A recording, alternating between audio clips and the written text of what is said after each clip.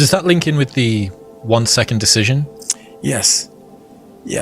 So the 1 second decision is, I had to live through that 1 second decision several times during this race. So this race took me 100 and some hours, okay? And this is what people don't get. For you to finish that race, even though I DNF'd, I still finished in the time. So there's a lot of pride in that. If you're 100 and some odd hours, let me use Hell Week. This is a perfect example. Hell Week's 130 hours.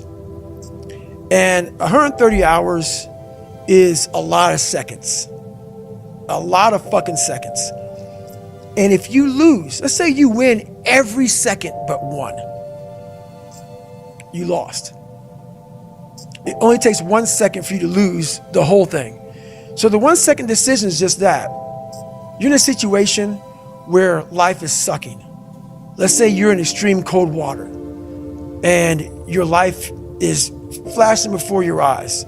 Every time that wave goes over your head, your thought process is, I gotta get the fuck out of this water. And you're in Hell Week. And you're hour one of 130 fucking hours. It's all fun and games, okay? Because at the beginning of Hell Week, the guns are going off. It's like a pep rally. So you're fucking hyped up. And your boys are linked arms and you're getting sprayed. And it's like a fucking pep rally. The instructors are yelling at you. Bombs are going off. Concussion grenades. Blanks from N60s. Yeah, hoo-yah. Fuck yeah, yeah, motherfucker, yeah. But then what they do is they shut that shit off. They shut it off.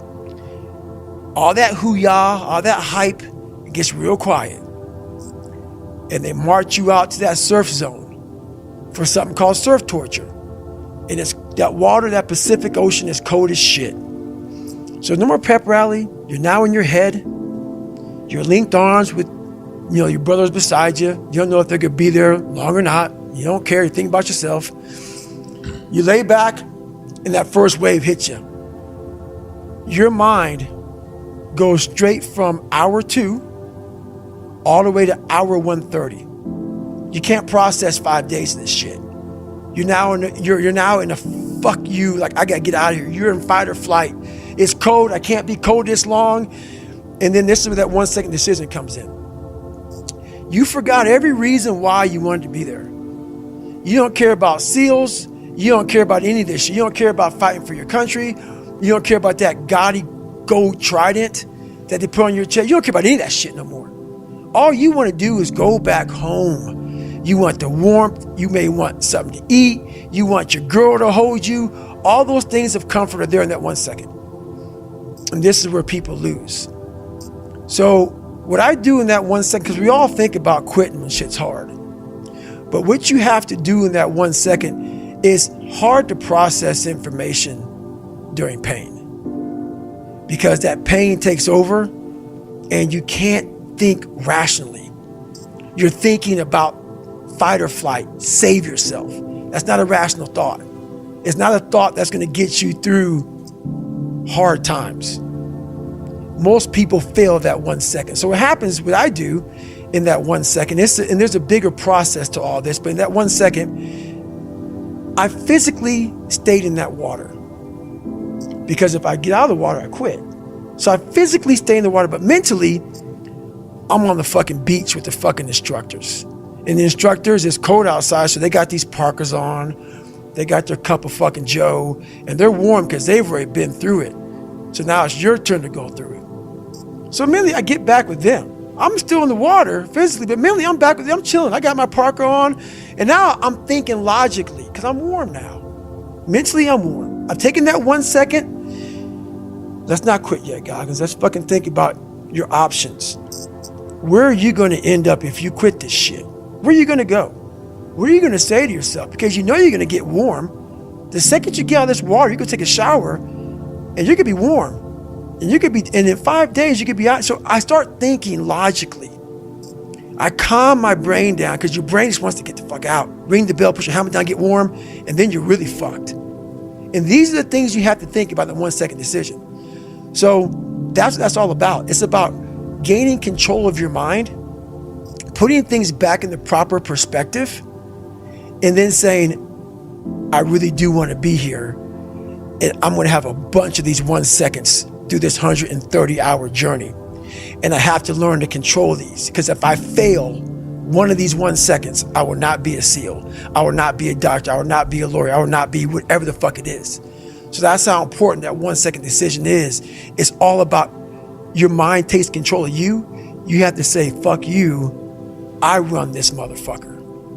And that's what that's all about. Projecting yourself forward to see what are the consequences of failing, what are the consequences of stopping, is about as powerful of a motivation strategy as I can think of, you know? Because what you're doing is you're trying to optimize right now to stop the discomfort. That's right. But what you're going to pay for that in is shame and guilt and regret long term. That's right. So what you need to be able to do is bundle all of that up that is as yet unfelt, but will last for way, way, way longer. You know, the future is much longer than now. That's right. The future is going to extend out up until the day that you die, and the now is just for now. And even 130 hours is just 130 hours. That's right. And you get to look back, and do you look back with pride and glory, or do you look back with shame and guilt? That's it. That's the 1 second. You just summarized it right there. And most people fail those 1 seconds. And then that 1 second leads to 20 years, 30 years, 40 years of fuck. I have people who have been through training with me, Ranger School, SEAL training, Air Force training, and I get calls from them today, and they have great lives. And all they talk about is how they failed in that one moment. And they can't even enjoy their life now because they're now warm. They're now warm. There's no more suffering. There's no more suffering for me either. And we're in the same boat now. But you're suffering, so we're not suffering, but you're thinking about what you could have been. I am exactly what I should have been. And that's where people start to lose it. Because now I realize that in that 1 second. I go through all that. I know how it's going to feel because I failed so many times before. Failure is the ultimate thing, man. I failed so many times before. That's why I don't look at failure anymore as failure. I look at it as my first, second, and third attempt. So that's what that's all about, man.